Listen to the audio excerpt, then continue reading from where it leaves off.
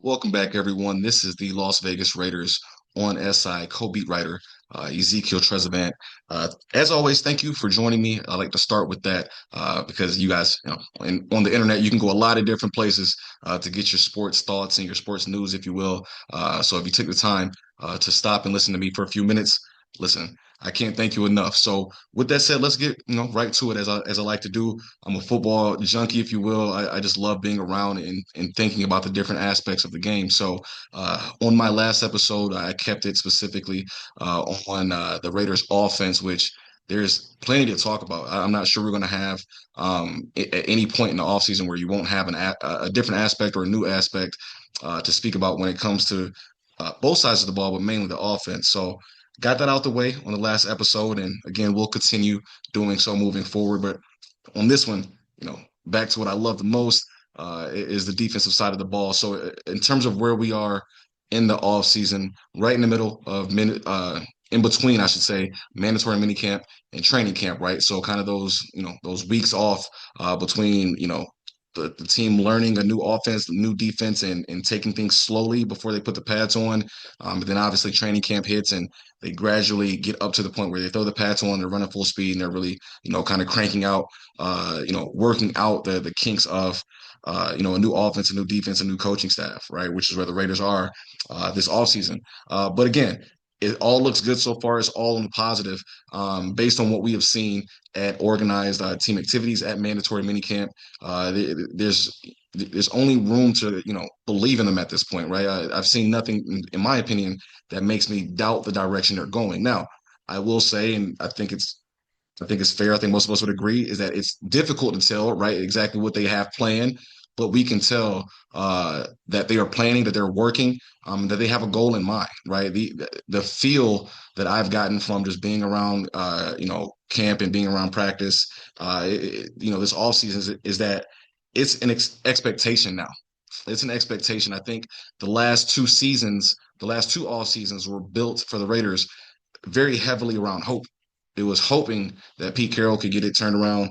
It was hoping that AP can make them make something out of maybe one of the worst rosters in the league. Right? We were hoping for the best. Right? Even though everything on your roster and on your coaching staff said that the best was unlikely to happen. Right? It was a lot of hope, but hope is only going to take you so far, especially if you don't have a good coaching staff, if you don't have a good roster. Hope is not going to, that's a bad combination. Hope with a bad coaching staff and hope with a bad roster. That's going to get you 3-14. So the Raiders, this offseason, they have corrected the top two, right? They corrected the coaching staff. They're in the process of fixing the roster. And now that that hope has changed into expectation. And it's in the early stages, excuse me. I'm not saying they're expecting to go on a Super Bowl run. They're not expecting to go on a playoff run. I'm not saying that's what their expectations are. But they're expecting to be better. They expect more from themselves than I think was the case last season and the season before.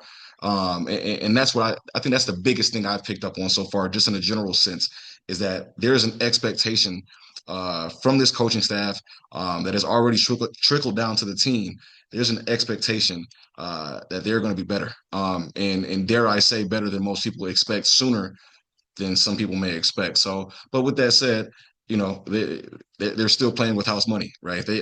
I keep saying it, if they go out and win 5 or 6 games this year, technically that's a good season. So, but still, they expect to be better. They expect to be in every game. They expect to be competitive in every game. And listen, I do too. From what I see, they have a team that should be competitive in every game this season. So, but the beauty of it is, in terms of where we are in the off season, is that that's right now, right? They still have to go and put it together on the field, starting in training camp when it matters, right? With the pads on. So, in terms of my podcast today, I'm going to hit on the defense, just in terms of some of the things that I've seen and picked up on during OTA's mandatory minicamp. So, I'll be specific, but not too specific. I'll be specific to the player and the players that we're speaking of, but not necessarily schematics and things of that nature. So, I want to start with and guys on this defense, they are so now fast and versatile that there's going to be a lot of different players. You're not going to know their name.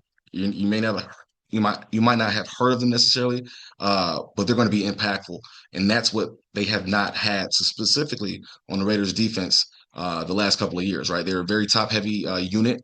Past once you got past Max and a player here or there elsewhere in the defense, there really wasn't a whole lot of depth there.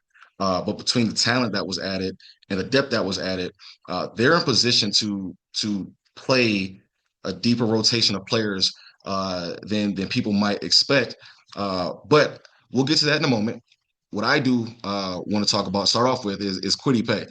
In terms of what I picked up on, what I saw specifically. And I'm going to start with Kwity, and then we'll go after that. We'll go to Keyron, and I'll tell you why. And I've already told you why, but I'll tell you why again. So Kwity, listen, um, he's going to be a quiet contributor, right? I think in terms of his verbal, him being verbal and being loud, you're not going to necessarily hear Kwity Paye like that, but he's going to make an impact, and he's going to impact the stat sheet in ways that may not. He's going to impact the game that may in a way that may not impact the stat sheet, but he's also going to impact the stat sheet. I think Rob Leonard is going to have a field day with Kwity Paye in terms of what he can do. But I think that's going to be a testament to how well and how deep they are elsewhere, specifically at linebacker and at cornerback. I think people are going to be so caught up with what they are able to do at those other positions. And when I say cornerback, I should preface that with the defensive backfield specifically, not necessarily corner specifically.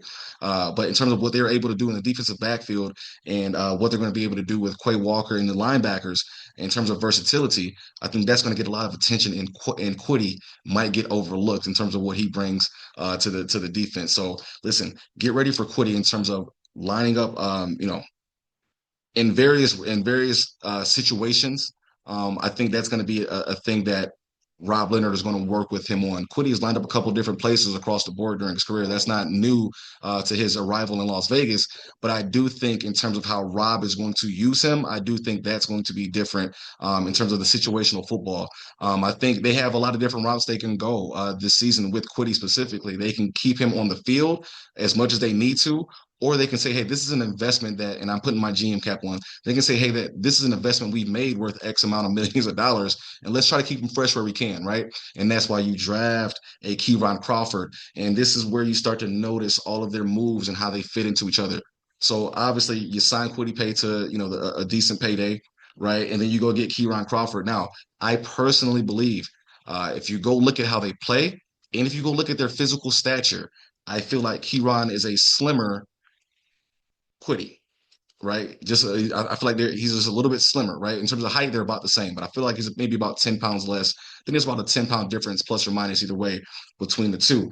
Now, with that said, the reason I bring that up is this, and so this is one of those examples where you have to tip your hat to Spytech and to the coaching staff in terms of roster building.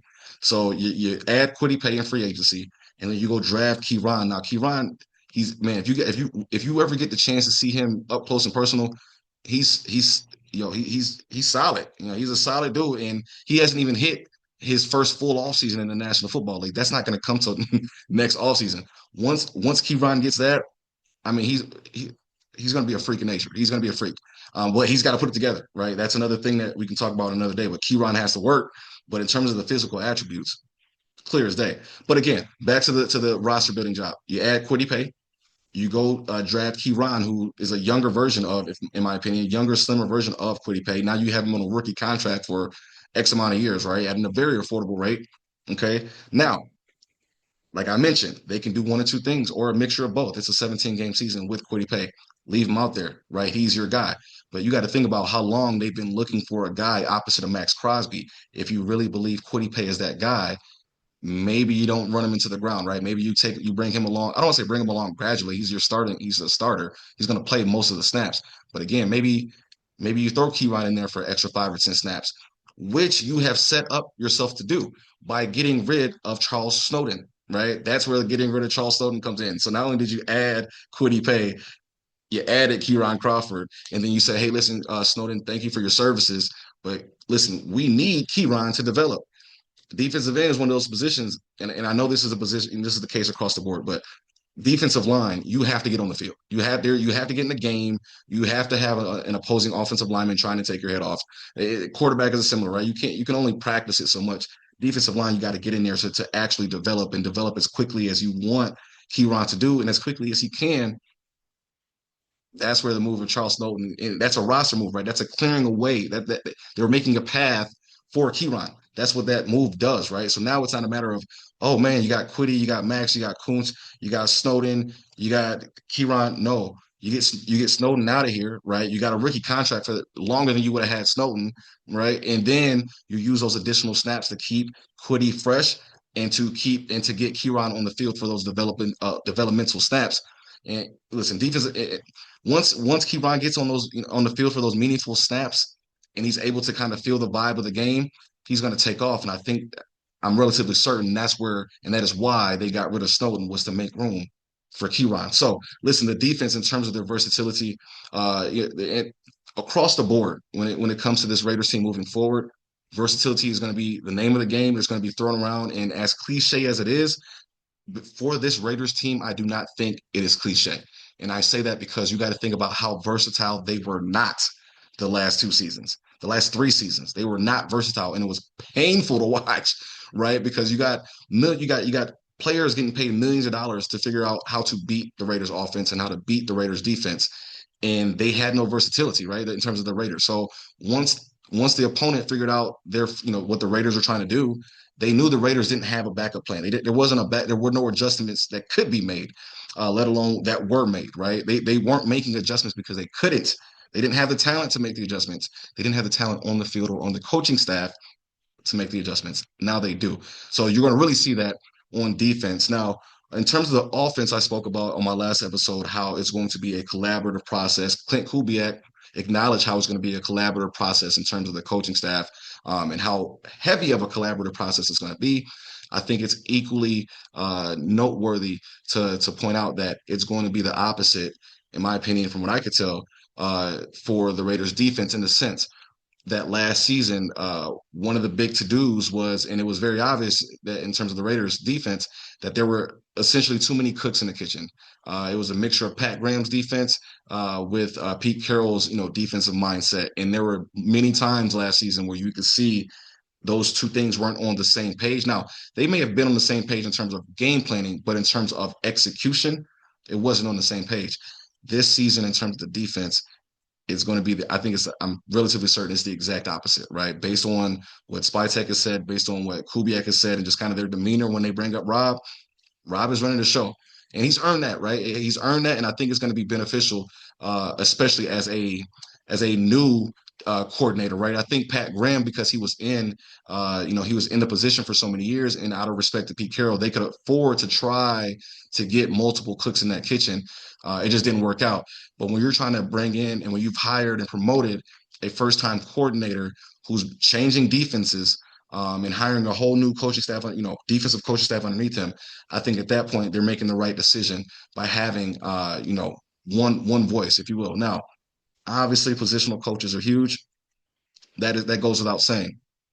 But in terms of I said on the offensive side, I think there's going to be times where this upcoming season, people might wonder, hey, is it Kubiak or Janocko that's making that call, the final call?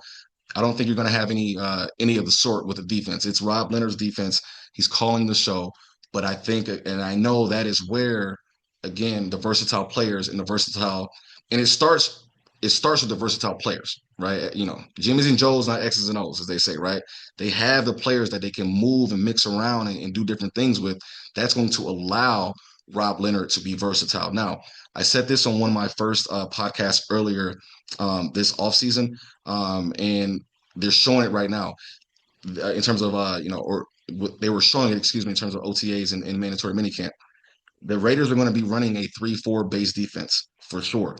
But I think in their mind, listen, if it's possible to come up with 17 different defenses to run, that's what they're going to do this season, right? If I can quickly explain, I know I'm being overboard with it, but I think that's the quickest way to explain it in terms of what their goal is. If they're facing that many different offenses and that many different offensive concepts, they want to ideally get to the point where they can match and mix with anything. Now, the other part of that is, and this goes back to roster building, is that although they have made progress and they can do that much more this season than they had last season, that roster building process to get them fully where they want to be in terms of being versatile and running quote unquote those 17 different defenses as the example I used, that process is not going to be complete for another offseason or two. In other words, they're going to need another offseason or two to keep on bringing in the type of talent that's going to give them the players that they want so they can run the defense that they want as deep as they want to, right? And as thoroughly as they want to. So again, I felt like the moves that they made this offseason have been relatively even, don't get me wrong, but it's been mainly focused on the offensive side. I think moving forward, you're going to see a lot more defensive moves that's going to help fully and completely because they're not done. That's all I'm trying to say. They're not done revamping their defense. So I think this upcoming season is just the first step, and this is on offense, but specifically defense. I think so. What I'm trying to say is, I think the offense is closer to being complete in terms of the roster rebuild than the defense. So once the defense gets this first season underneath their belt, you add next offseason where they add more talent, add more players. It's only going to give them. They've already. This is putting in the bones, if you will, right, of what they want to do moving forward. Next season is going to give them the chance to add more talent on the defensive side of the ball, and it should only snowball from there, right? So with that said, you all they're on pace. They seem to be on the right track, but the proof is in the. They have to go. They have to do it. They have to do it. I've, I'm jaded. I'm jaded. I'm jaded from the last couple of seasons, and as hopeful as I feel, and as many of my eye tests as they are passing at for this point in the off season, they still have to go do it. So that's what I'm excited about. I'm hoping they will. I think we all hope they will, right? We've seen a lot of losing football the last couple of seasons, and but with the moves they've put in, they deserve to win some games. Now you got to go put the work in. You got to go put the work in. They have to go put the work in, or else the moves don't matter. And from all we can see, they are putting those moves in. So listen, with that said, we got plenty more to talk about as the weeks get closer to training camp. We're really just getting started. This is kind of the calm before the storm. But get ready, you all. You haven't seen anything recently from the Raiders like you're going to see in 2026 and moving forward. So with that said, thank you for joining me. Please follow me on X/Twitter. My handle is EZTREZ_SI, as in Sports Illustrated. And also feel free to follow me on Facebook, like my Facebook page if you can, share all those good things. Would love to get as many Raiders fans and Raiders thoughts. I mean, there's no better fan base than the Raiders, man. I got the utmost respect because I was a history major. I started college as a history major. So, the Raiders for me is a mixture of, two of my greatest loves, football and history. And this is a historic franchise, and they're on their way back up. So right now they're basically at ground zero, right? 3-14 last year, 4-13 the year before that. There's nowhere to go but up. But they're going to go up not by default. They're going to go up because of the moves that they have made and the work they're putting in. So prepare yourselves, get your mind right. We're just getting started. I'm excited, man. The Raiders, this is it. This is the start. This is it. So it's going to be a long road to get to where they want, but guys, they're on the right track. So as always, thank you for your time, and I'll see you next time.